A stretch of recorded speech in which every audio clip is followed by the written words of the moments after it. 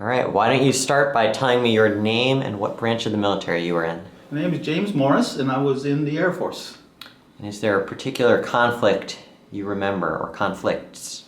Conflicts? Well, I was in Vietnam era, stationed in Thailand, and just a number of little things that happened over time.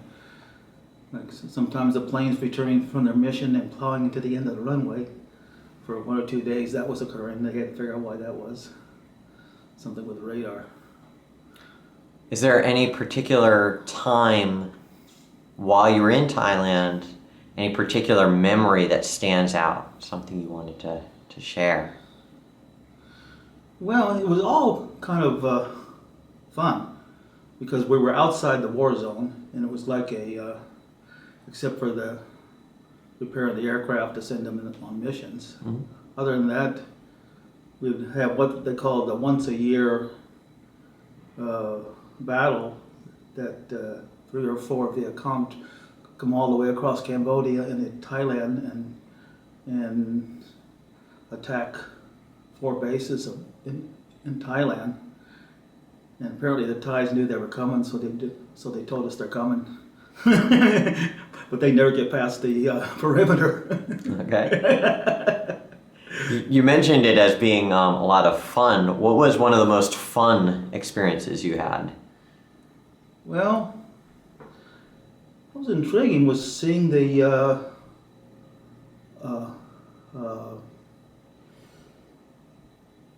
during they have the I forget what they call it the festival they have during sometime around the rainy season. They have a big festival, and I was walking through it, and all of a sudden I felt somebody following me. So I flipped around, and this Thai man who was about 100 yards behind me suddenly flipped around and walked the other way. And I said, "Uh-oh." All right. And then at a party one time, they filled my glass. Every time my glass was half full, they would refill it with whatever they had in their hand. So you had a strange mix by the end, I'm sure. Yes, it was. Is there any particular event from your time there that just stands out as maybe really different or special or memorable? Well, the only thing that really stands out is what I reflect on these days, is the fact that after World War II, my dad was in World War II in Korea, but after World War II, we were no longer in declared wars. Mm-hmm. It was like something changed in the world, and it was the United Nations, because it was illegal to declare war apparently, but it didn't outlaw fighting. Mm-hmm. And so they called it police actions and stuff. And I can't. In all the wars since then, we have never. Nope, we've never declared war since. Yes, and we never fought against a country. We did fought against an ideology, a type of government. It's strange that it's illegal, but it doesn't stop. Right. There's just, and then I've just been looking back at history and actually what's more important about that is how I look back at the history of the United States itself and see what appears to have been a major plan to build a country outside of the zone of Europe, where all the royal families were squabbling with their little countries, and they been writing a lot on it, been doing a lot of research, but it's like I'm seeing there's been a change in the world, and the United States has brought it about.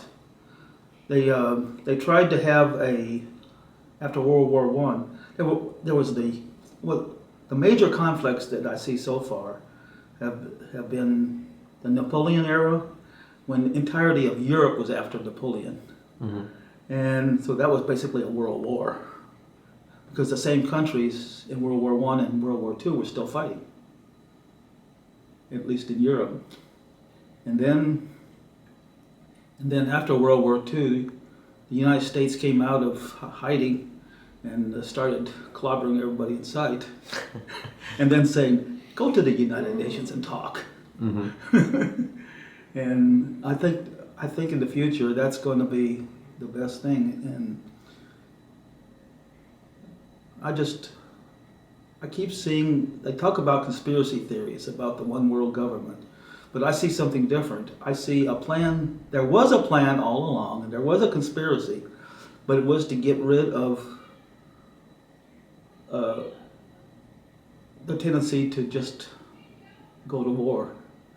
And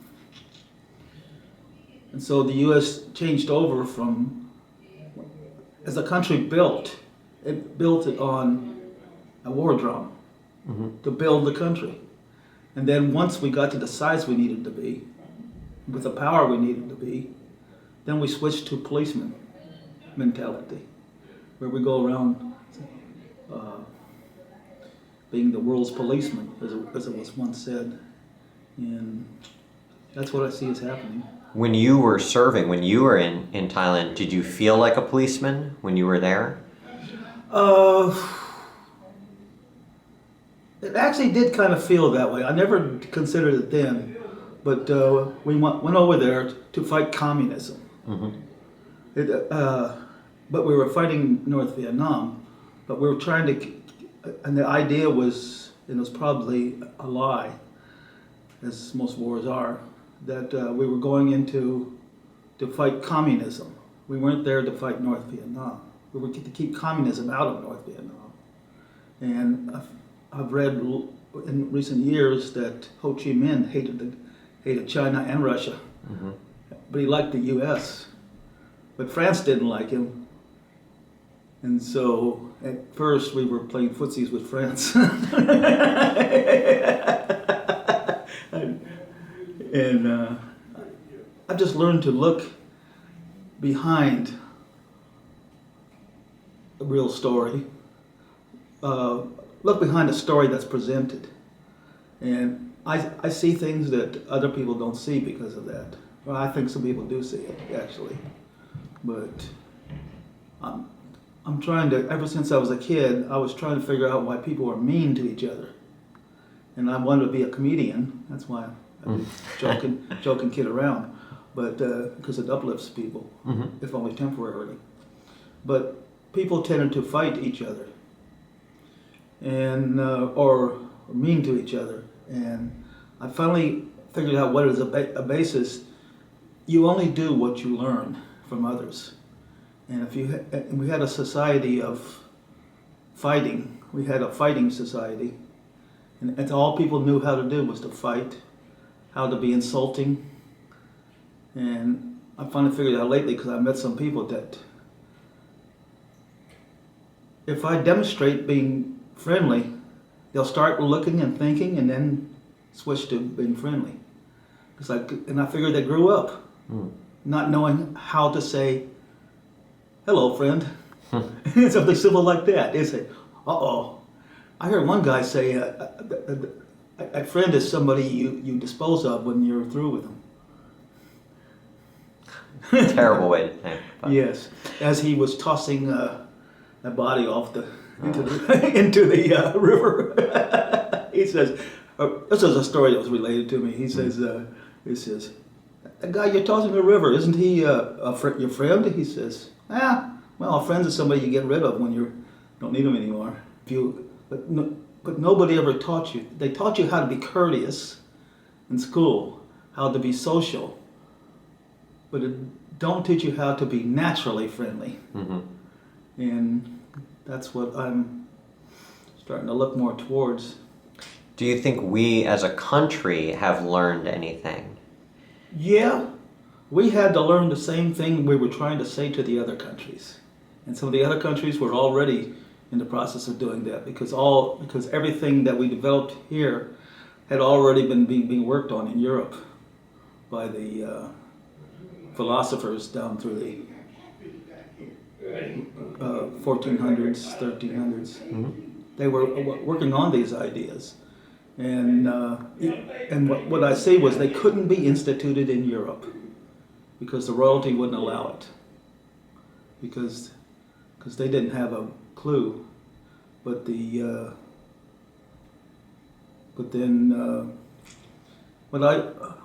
looking at the fact that the European nations took almost 100 years, 150 years, let's see, or so, after the United States formed the government, the United States, based on a republic, and it stuck. And I think the only reason it stuck was because we'd already had it set up in each colony. Each colony had that type of government of some sort. And so then when you try to go to Europe and put it in, nobody knew what to do with it. And they had to go through a long series of revolutions themselves. It's like we went through a revolution, but we already had an idea of what to put in. Mm-hmm. They had to go through a long period of back and forth trying to get rid of the monarch, and the monarch trying to get back in power. And that's what I'm seeing. I'm taking all the wars of history and putting them in a spreadsheet. Sounds interesting. And what I'm seeing is that it started with France. Then the French government, the Republic, the major European powers, Austria, Russia, Prussia, and England, were out to stop France from becoming a republic. So they had two coalitions to fight the French Republic, and then so they decided to make Napoleon the emperor. So now he was out to get the emperor. So they had 5 or more coalitions that failed until they finally took him out and put back in the King of France. Then they went back and forth between a republic and a monarchy, republic, monarchy, and then finally the republic stuck, and it took all the way through World War II to actually. And I think that was the purpose of the United States, to get rid of royalty in the world, because all it was royal families squabbling over the land. And the people wanted this, and the citizens wanted to say so, and the royalty didn't think they could do it. Is there any last memories of your time, specifically in the military, that you wanted to share? Any specific events, or perhaps coming home? A lot of people have mentioned that. Well, I wasn't really too concerned with the anti-war movement. It was. But what seemed to bother me more than anything else was I was confused. I had a head injury in basic training, and they said that I knew there was something some damage done, which they couldn't detect with the X-rays of the day. And so I just I couldn't think, and I just wandered through life until I got here, and I says, what the heck, I don't have anything else to do. Find the problem. He said, but it's not there. So I had 5 years of arguments with the doctors until finally I started getting a lot of, they call it the integrated health and wellness program, where they have acupuncture, yoga, and massage, and it turned out to be tight muscles in the back of the head. I guess the injury had caused it to become tightened up, and when I got some physical therapy, she massaged it with some kind of sonic device, and it relaxed all the muscles. I says, "That's it." Well, there you go. At least they got it. Yes, but it took way too long. Yeah, but I had to keep going to the psychiatrist, and I tell the psychiatrist what it is. He says, "Go back to primary care and find the problem." So finally, the 5th time, the psychiatrist sent a note to primary care and said to find it. I never liked mental health because I never trusted them back in the old days. But these days, I'm starting to have a little bit more respect for them, because because especially psychology, they saw what the problem was, and they decided the solution was to bring in the Oriental practices of yoga and acupuncture. And it started working because everybody who gets in the program is completely healed of all these strange ailments that they can't solve. Not all of them, but a lot of them.